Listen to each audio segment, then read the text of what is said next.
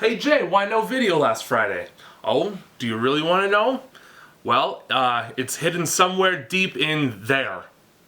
Yep, I stuffed it in there, and it's gone forever. Yes, I had yet another tooth removed less than 3 days ago, so if it sounds like I'm a stroke victim now, it's because I can't talk properly. I was talking to my mom and she told me that wisdom teeth are like relics of a former generation of human, and they're unnecessary from an evolutionary standpoint now because we no longer chew through raw meat and gristle. Well, that's fine, but why did it have to come barging out of a too small hole, whether I like it or not, like an unwanted pregnancy, and cause me all kinds of problems until I rip them away from me, like an unwanted pregnancy? You know, I'd much rather just stick a coat hanger back there and scramble it around until they eventually just wiggle themselves out like a...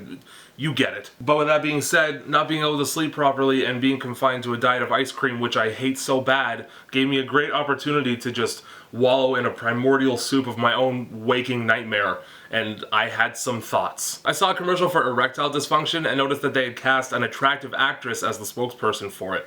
Like, isn't that just an amazing fuck you to people who can't get a hard dick? Like, you're reminding them of exactly what they can't do. Why wouldn't you cast a very ugly woman? That way, those who are afflicted by ED can be like, well, at least I'm not missing anything right now. But no, instead you went the other route, the one that causes dudes to go, nope, too bad.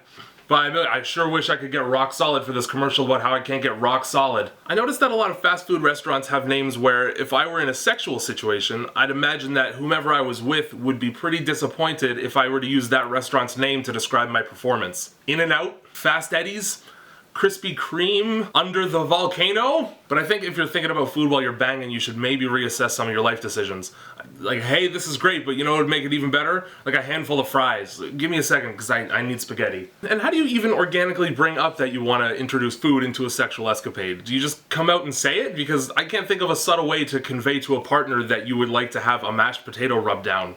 Like, hey, this chicken is great, but it would be even better if you just lathered my dick in it. Well, here's a fun one. You know, Good Mythical Morning is a great name for that series because if I'm forced to watch that garbage early in the day, my good morning immediately becomes a myth. Somebody recently told me that crabs are the biological ancestors of spiders, which is great for me if it's true because that means I get a leg up on bugs that I hate.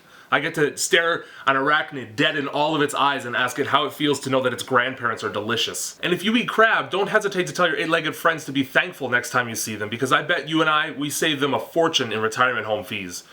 Ancient spider life support too expensive? Give me a call. That plug gets so much easier to pull after I've digested whatever's attached to it. My ball bag looks like a mother spider's back when her eggs are minutes away from hatching.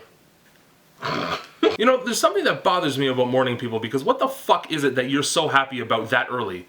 Is the fact that you survived yet another 8-hour half coma really worth celebrating? Oh, thank God I woke up as healthy as I was when I put my head down instead of choking on my own saliva and somehow losing an arm. Excited about the fact that nobody dropped a missile on your house in the night? And if anything, waking up is a nightmare because you can't fly in real life. Like, maybe I'd be pleased about waking up if I could hop from my bed directly into a personal jet and swim to a Swiss Alp upside down. Dreams are such a safe haven.